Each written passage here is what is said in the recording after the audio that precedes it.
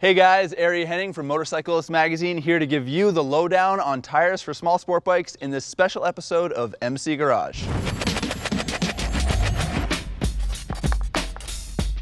Small bore sport bikes like KTM's new RC390 are making a big splash, and tire manufacturers are taking notice. Michelin, Bridgestone, and Shinko have all recently added street rubber in 140 and 150 section widths suitable for smaller sport bikes. That's adding to existing options from Pirelli and IRC. In this comparison, we'll test them all so you can make an informed decision when it comes time to replace your tires. This test will focus primarily on grip and handling, because those are two very important things to consider when picking new tires for a fun little sport bike like this one. So this test will not try to nominate the best tire for commuting. If you want to know how long these tires last, check people's reports on the forums. But if you want to know how they perform when pushed hard by an experienced rider on the same bike, at the same track, on the same day, this is the test for you. Our test subjects include Michelin's Pilot Street Radials, Bridgestone's S20 Evos, IRC's RX01 Road Winners, Pirelli's Diablo Rosso IIs, and Shinko's SR 880 881s. Our test bike is a 2015 KTM RC390, and our test venue is the Streets of Willow circuit in Rosamond, California. We set the tire pressures at 30 psi cold and monitor pressures and tread temperature throughout the test to ensure optimal performance. Coming in last place are Michelin's Pilot Street Radials. These are the radial version of the bias ply tires that come stock on Yamaha's new R3. The rear tire revealed its limitations almost immediately with chatter and big, ugly slides at moderate lean angles. This is the exact same behavior we experienced with the stock R3 tires, but I'd really hoped that the radials would be better. I adjusted the KTM shock settings in an attempt to quell the chatter, but it made little difference. The front tire performed much better, however, with direct, albeit heavy steering, really good bump compliance, and a planted neutral feel while trail braking. Too bad then that the rear tire has such a hard time holding the road. To be fair, Michelin places these tires in the sport touring category, and the tire's deep, parallel sipes are clearly designed with wet weather riding in mind. Let's hope the streets are long wearing and good in the rain, because as sport tires, they're simply no good.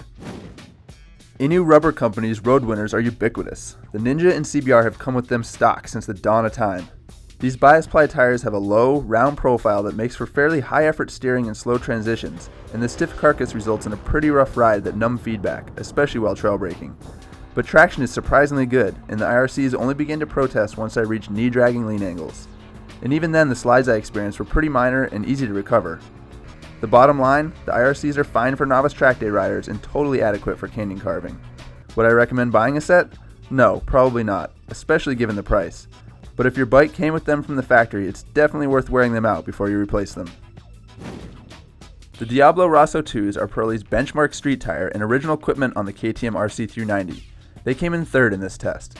These tires have a fairly steep, sporty profile, and handling is fantastically sharp and completely stable. A soft carcass helps the Rosso soak up bumps, so the Pirellis track true over rough pavement, even when leaned over. The front tire was planted while trail braking, and though feedback diminished at really deep lean angles, traction was never an issue. Rear grip was good, to a point. I experienced some chatter during rapid direction changes and also some small slides while applying the gas at corner exit, but this was only once I dialed up the speed quite a bit. I expected more performance out of this 150 series rear tire, given my previous experience with the smaller 140 series tire. The 150 has a higher W speed rating, however, which means it has different tread compounds that might not be as track-worthy as what's used on the super grippy 140 rear. Coming in a surprise second are Shinko's SR 880 and 881. The SRs are radial tires with a mellow profile. They steer better than the IRCs, but don't feel nearly as agile or compliant as the Pirellis. And while feedback isn't great, man do these tires stick. The pace really had to come up for the Shinkos to misbehave, and when they finally did, it was with smooth, controllable rear slides. Great traction encouraged more aggressive direction changes, and while the SRs permitted really rapid transitions, they also demanded the most force on the bars due to their round profile. Ride quality was decent, once again a split between the stiff IRCs and the flexible Pirellis. The Shinko's handling isn't the best, but you can't argue with the grip. And how about that price? They're the cheapest tires here by over $60. And that brings us to the winner, Bridgestone's S20 Evos. They've got the Pirelli's great handling and ride quality, but with better feedback, along with more grip than the Shinkos and a very reasonable price. These tires have proper sport handling and fantastic traction, and I was regularly dragging foot peg as a result. I braked later and harder on the stones than on anything else tested, and carried more corner speed more confidently.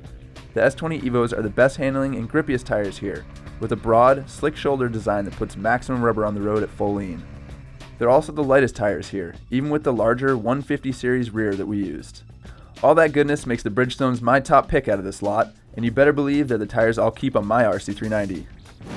Alright, that's how the current crop of tires for small sport bikes stack up. Hopefully this review will help you make a more informed purchasing decision when it comes time to replace your tires. If you have any questions or comments, feel free to post below. Thanks for watching.